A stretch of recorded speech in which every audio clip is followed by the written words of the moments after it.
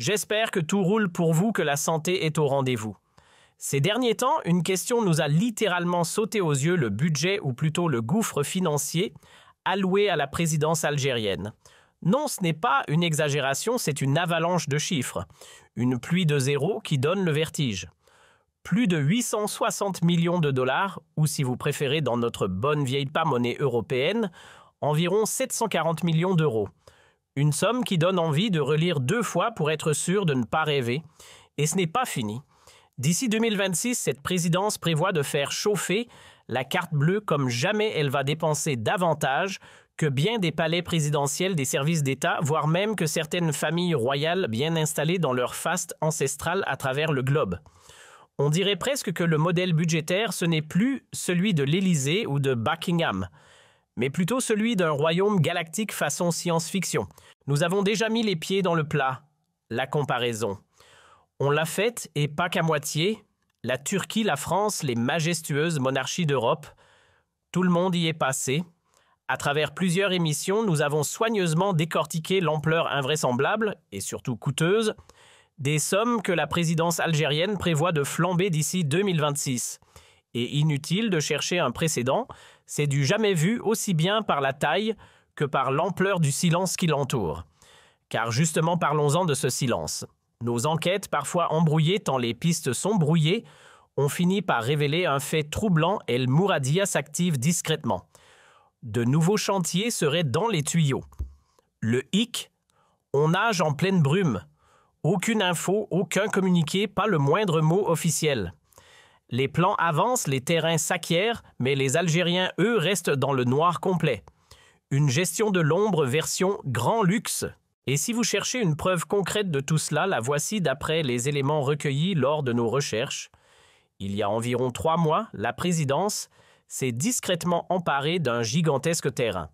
L'emplacement. Un coin stratégique juste en face du très chic ministère des Affaires étrangères à Alger. Un joli coup, bien calculé. Les Algérois le connaissent bien, ce bâtiment imposant, moderne. Il trône fièrement sur le plateau des Anasser à Kouba. Ce n'est pas un lieu quelconque, c'est une adresse qui en impose avec à 2 pas à peine le palais de la culture Moufdi Zakaria. Bref, on est ici au cœur du pouvoir symbolique et foncier. Allez, faisons un petit tour virtuel ensemble. Direction Google Earth. Voilà, vous voyez, le grand bâtiment, là, c'est le ministère des Affaires étrangères. On zoome un peu... Oui, voilà, bien au centre de l'image. Et juste à côté, regardez bien, il reste encore quelques parcelles vides, pas encore bétonnées, encore vierges. Un peu plus loin, en contrebas, on tombe sur les quartiers populaires de La Havia tranquille, mais pas tout proche non plus. Et si vous déplacez légèrement la vue, vous verrez apparaître le palais de la culture Moufdi Zakaria, pile dans l'alignement. Toute cette zone forme un triangle institutionnel, modernité, culture et diplomatie, réunis sur le plateau des Anasser. Le complexe du ministère d'ailleurs est impressionnant, une architecture soignée digne des grandes chancelleries du monde. Vraiment chapeau aux architectes. J'ai eu l'occasion d'y mettre les pieds plus d'une fois à cette adresse prestigieuse lors de mes passages à Alger. Et franchement, il faut le reconnaître, ce ministère, c'est une belle réussite architecturale. Pour une fois qu'on a un bâtiment officiel à la hauteur de nos ambitions diplomatiques, on ne va pas bouder notre plaisir. La diplomatie algérienne mérite au moins ça. Mais ce n'est pas là que ça coince. Non, le souci vient d'en face, littéralement. Car voilà que la présidence a mis la main ni vue ni connue sur un gigantesque terrain, juste en face, toujours sur le plateau des Anasser. Un projet s'y prépare, paraît-il. Mais lequel? Mystère total. Une nouvelle construction va sortir de terre, mais personne ne sait ce que c'est. Rien n'a filtré. Ce que nos sources ont pu gratter, en revanche, c'est l'identité de celui qui pilote l'opération, un certain Zoni W. Salah propulsé depuis mars 2022 à la tête des résidences officielles et des transports présidentiels. Un homme clé pour un projet aussi discret qu'ambitieux, c'est à lui que revient toute la machine de l'entretien courant aux rénovations, de fond en passant par l'administration complète des résidences présidentielles. Tout le parc immobilier sous le contrôle du chef de l'État passe par ses mains. Et ce n'est pas tout, les déplacements officiels, les convois, les flottes, la logistique de la présidence dans son ensemble, c'est aussi dans son escarcelle. En somme, M. Salah est l'homme de l'ombre qui gère les coulisses du pouvoir. Et depuis 3 mois exactement, un terrain gigantesque a été discrètement affecté au palais présidentiel. 3 mois de silence radio, rien n'a filtré, toujours ce fameux brouillard institutionnel. Nos sources évoquent pourtant un chantier de grande envergure. Un complexe.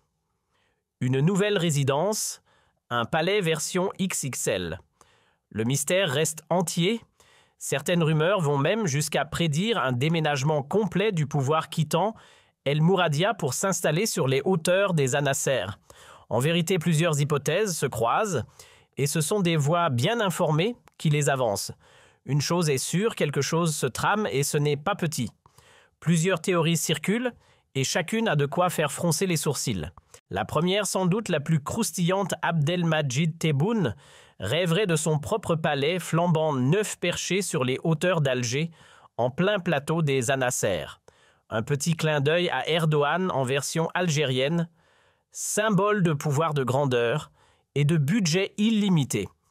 La deuxième hypothèse évoque plutôt une résidence présidentielle plus discrète peut-être, mais tout aussi luxueuse, un petit cocon pour le chef de l'État loin du tumulte, mais toujours au sommet. Et puis vient la troisième piste, un vaste centre administratif, flambant neuf destiné à héberger les rouages de la présidence. Une sorte de quartier général façon forteresse institutionnelle. Dans tous les cas, une chose est sûre, le flou est total. Et ce flou n'est pas neutre, il alimente les doutes, multiplie les questions et fait naître plus d'inquiétude que de certitude. Car derrière ces murs à venir, ce sont des intentions bien opaques qui semblent se dessiner. Soyons clairs, ce n'est pas comme si la présidence algérienne manquait d'espace. Le palais d'El Mouradia majestueux, spacieux, largement dimensionné, pour accueillir toutes les fonctions présidentielles sans bousculade ni surcharge. Côté logistique, on est loin de la pénurie.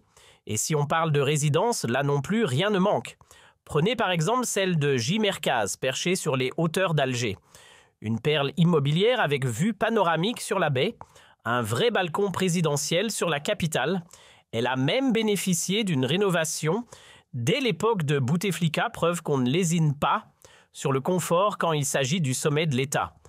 Une adresse qui n'a rien à envier aux plus belles résidences officielles dans le monde. Ce lieu, c'est plus qu'une simple résidence présidentielle, c'est un complexe digne d'un catalogue d'architecture contemporaine. Oui, on parle bien d'un ensemble ultra-moderne équipé, tenez-vous bien, d'un hôtel intégré. Rien que ça. Personnellement, je n'ai jamais eu l'honneur d'y mettre les pieds, privilège réservé à une poignée d'initiés. Mais ceux qui y ont eu accès m'ont décrit une autre planète mobilier haut de gamme, confort, 5 étoiles, finition impeccable. On est loin du standing administratif habituel. Là-bas, c'est le luxe version institutionnelle, un univers à part inaccessible, presque irréel. Franchement, c'est un autre monde sans exagérer. D'ailleurs, ce n'est pas une histoire toute neuve. Ce projet de rénovation avait déjà à l'époque de Hamid Melzi été confié à une certaine entreprise et pas n'importe laquelle. Puis très vite, les soupçons ont commencé à pleuvoir, accusations de malversation, de détournement, de fonds publics, de surfacturation bien ficelée. On connaît la chanson. Dans ce balai d'irrégularités présumées, un nom revenait en boucle: King Yong, un groupe chinois censé piloter la réhabilitation. Mais très vite, le chantier a été éclaboussé par des rumeurs d'irrégularités de montage douteux, bref, de magouilles en coulisses. Et comme souvent dans ce genre de dossier, beaucoup de bruit mais aucune preuve béton. L'affaire est restée dans le flou. Tout le monde a parlé, sauf la vérité. Par la suite, ce dossier a pris une tournure encore plus curieuse. Avant même que la police ne s'en mêle, c'est la gendarmerie nationale qui avait ouvert le bal à une époque où un certain général Galeb tirait les ficelles. Or, ce même Galeb entretenait une vieille rancune personnelle avec Hamid Melzi.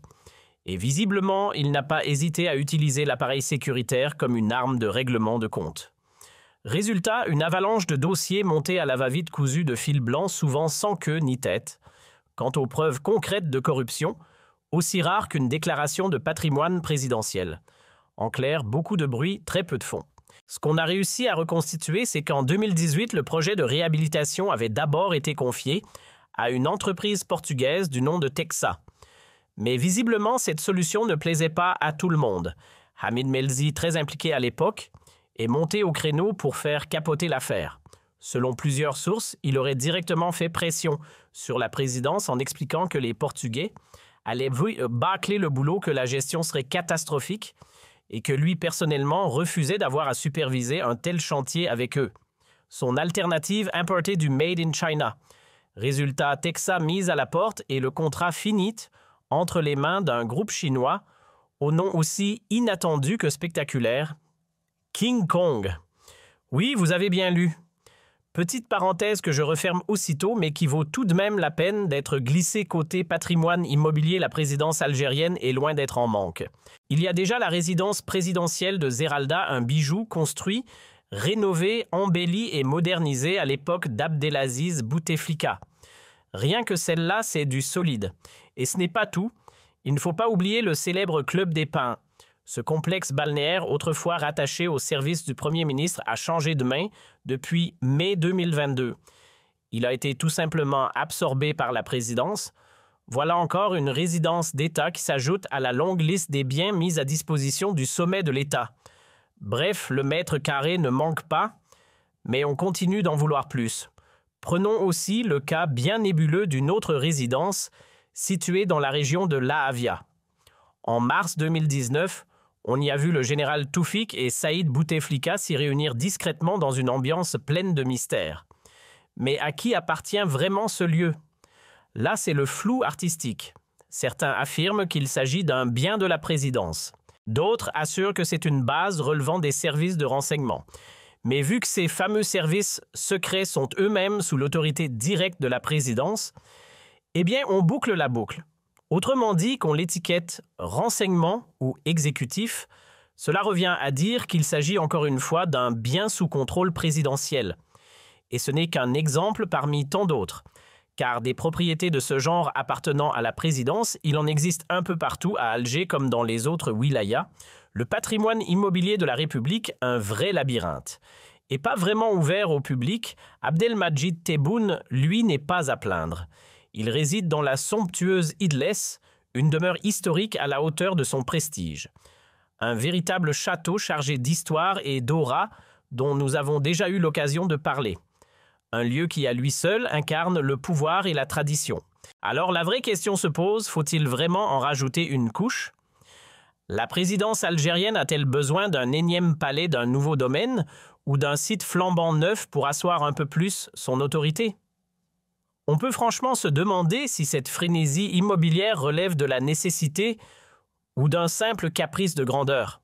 Honnêtement, ma réponse est simple, non. 1000 fois non. Le pays a d'autres urgences bien plus criantes que de nouveaux murs pour le pouvoir. L'argent du peuple devrait construire des vies, pas des palais. Ce budget-là, s'il servait à bâtir des hôpitaux modernes, des universités dignes de ce nom, des usines productives, ou encore des routes, des ponts, des centres culturels et des espaces sportifs pour la jeunesse, alors oui, on parlerait d'investissement. Ce dont l'Algérie manque cruellement, ce ne sont pas de résidences officielles, mais d'infrastructures qui font tourner l'économie et améliorent le quotidien. Ce pays n'a pas besoin d'un trône plus grand, mais d'un avenir plus solide. Là, franchement, je cale, je cherche à comprendre, mais rien ne colle. Peut-être que ce mystérieux projet sur le plateau des Anasser est censé justifier avec un peu d'audace l'explosion vertigineuse du budget de la présidence. Ce serait la seule explication vaguement rationnelle. Mais alors on en revient à la vraie question que mijote exactement le palais présidentiel. Qu'est-ce que la présidence compte faire de ce vaste terrain? Un spa géant? Une base lunaire? À ce stade, toutes les hypothèses semblent valables. Une chose est certaine, on ne peut plus rester dans le silence. Il est temps d'ouvrir le débat sérieusement. Qu'on arrête de tourner autour du pot. La population a le droit de savoir. La présidence n'est ni un patrimoine familial, ni une start-up privée en expansion. Elle fonctionne avec l'argent du peuple, elle existe pour le peuple, et en théorie, je dis bien en théorie, elle incarne la volonté collective d'un pays. Alors quand on voit un terrain immense attribué sans débat, confié à un certain Zoni Salah, un ex-Wali, nommé dans des circonstances disons brumeuse pour diriger les résidences officielles, on est en droit de demander des comptes. Ce n'est pas un secret d'État, c'est une affaire publique. Et le silence ne fait que renforcer la suspicion. On en a déjà parlé, mais il faut le répéter encore et encore. La gestion des résidences présidentielles reste un véritable trou noir administratif. Tout s'y passe dans l'ombre sans aucune transparence. Et le plus étonnant, même la Cour des comptes censée veiller au grain a passé au crible toutes les institutions de l'État, sauf deux. Devinez lesquelles? Le ministère de la Défense et surprise la présidence de la République. 2 zones interdites à l'audit. 2 coffres-forts budgétaires verrouillés à triple tour. Résultat, on ignore toujours comment sont utilisés les milliards alloués à ces 2 structures. Pas de rapport, pas de justification, pas même une ligne claire. Le flou est total. Et la vérité, elle n'a jamais franchi les grilles du palais. Mais au fond, à quoi sert vraiment le budget de la présidence? À nourrir l'institution?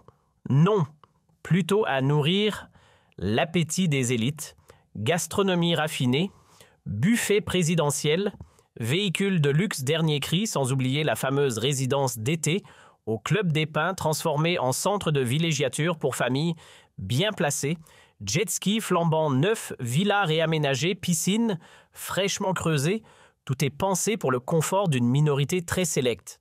Le train de vie des dirigeants ne ressemble en rien à celui du peuple. C'est une cascade de dépenses extravagantes, un torrent d'argent public englouti dans le silence le plus total. Et le plus fou, personne ne surveille. Ni la Cour des comptes, ni l'Assemblée, ni le Sénat, ni la Cour constitutionnelle, ni même les services de sécurité. Ce chapitre reste vierge dans l'histoire de l'Algérie. Jamais un audit sérieux n'a été mené sur les finances du palais. Quelques fuites, quelques murmures, oui. Mais de véritables enquêtes, jamais. Et pourtant, il s'agit bel et bien de fonds publics. L'argent en question n'est pas privé, c'est celui du peuple.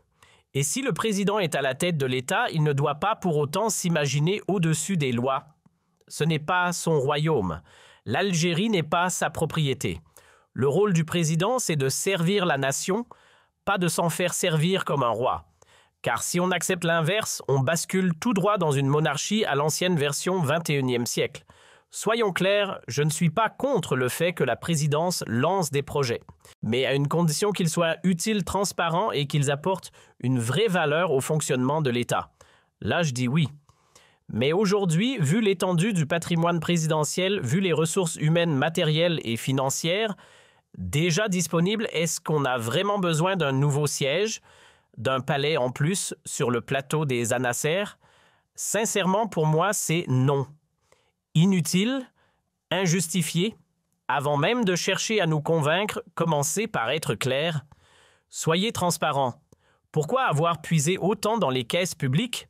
Pourquoi un tel budget sans explication, sans justification? En Algérie, poser ces questions, c'est presque devenu une blague. Tout le monde voit le terrain. Oui, ce terrain immense face au ministère des Affaires étrangères. Et oui, il appartient à la présidence. Mais pourquoi ce choix-là?